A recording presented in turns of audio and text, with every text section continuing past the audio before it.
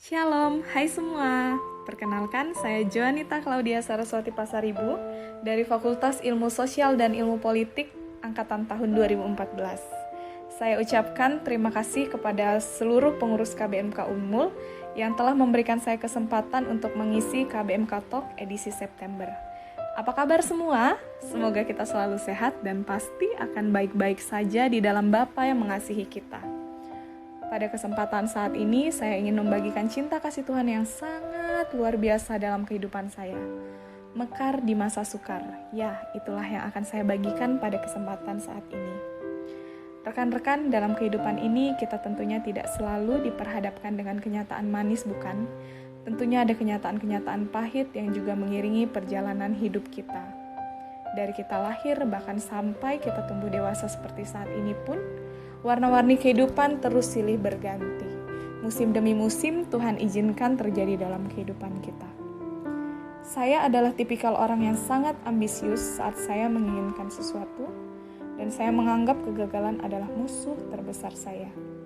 Seiring berjalannya waktu saya menyadari bahwa kita juga harus memberikan ruang bagi kegagalan di dalam kehidupan kita. Dalam perjalanan hidup ini saya sering kali melupakan bahwa sebaik-baiknya rencana yang kita susun, tetaplah rencana Tuhan yang jauh lebih baik. Flashback sedikit ya ke masa-masa di saat saya menjalankan studi di Unmul. Saya bersyukur masuknya saya ke Unmul bukan hanya untuk menimba ilmu, tapi Tuhan kasih saya bonus. Tuhan izinkan saya berproses di dalamnya. Bertemu dengan komunitas yang sangat membangun, dan yang sangat saya syukuri sampai saat ini, Tuhan izinkan saya berada dalam komunitas itu. Di fakultas ada persekutuan mahasiswa Kristen dan di tingkat universitas ada keluarga besar mahasiswa Kristen yang sangat membantu menopang kehidupan saya selama berkuliah. Tuhan ubahkan secara luar biasa selama waktu-waktu saya berkuliah. Kalau ditanya prosesnya enak nggak? Ya tentu saja sakit seperti itu. Tapi pantinya saya bersyukur berkat proses-proses yang Tuhan izinkan terjadi, saya memiliki bekal yang sangat istimewa dalam menghadapi kehidupan ini. Singkat cerita, 2018 Tuhan izinkan saya lulus kuliah dan memasuki dunia alumni. Setelah itu, berbagai macam proses yang cukup menyakitkan Tuhan izinkan untuk saya alami. Kadang saya berpikir, Tuhan kok gini banget ya prosesnya? Tuhan izinkan saya berkali-kali mengalami kegagalan. Ya, sesuatu yang paling sangat tidak saya sukai. Dan saya yakin pun rekan-rekan yang mendengarkan ini, ada beberapa yang sangat tidak menyukai kegagalan. Berulang kali saya dihadapkan dengan realita yang berbanding terbalik dengan ekspektasi yang saya punya. Entah sudah berapa banyak air mata yang terjatuh dalam proses ini. Setiap kali terjatuh, saya terus mengingat bahwa apa yang Tuhan buat baik adanya. Ya, meskipun kadang diawali dengan kecewa dan bertanya-tanya pada Tuhan, bertanya-tanya kenapa harus saya Tuhan yang mengalami ini, kenapa harus gini banget ya prosesnya Tuhan masih lama kah? Seperti itu kurang lebih. Namun dalam prosesnya pun tidak pernah sedetik pun Tuhan lepaskan tangan saya tidak pernah jatuh sampai saya tergeletak. Tuhan terus memelihara saya. Nyatanya pun sampai detik ini saya masih boleh hidup dengan pertolongan Tuhan. Jawaban doa Tuhan itu ada 3. Ada ya, tidak, dan tunggu. Tapi terkadang kita sebagai manusia menginginkan jawaban iya saja atas semua doa-doa yang seringkali kita panjatkan dan kita melupakan kedaulatan Allah dalam hidup kita. Kesannya kita memaksa ya. Seperti Tuhan, mauku kayak gini, maka harus terjadi. Padahal sebenarnya bukan seperti itu yang Tuhan mau.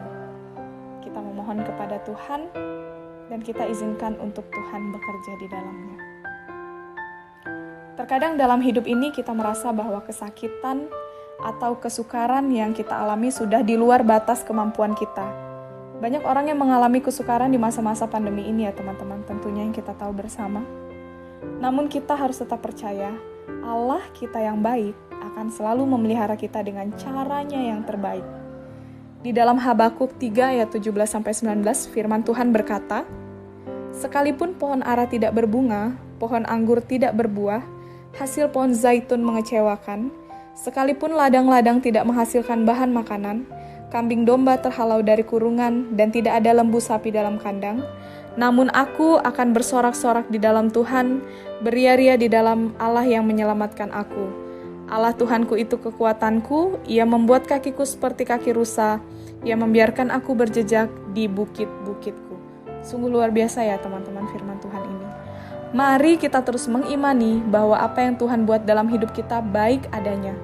Mungkin prosesnya melelahkan, dan proses setiap kita berbeda-beda, namun bertahanlah.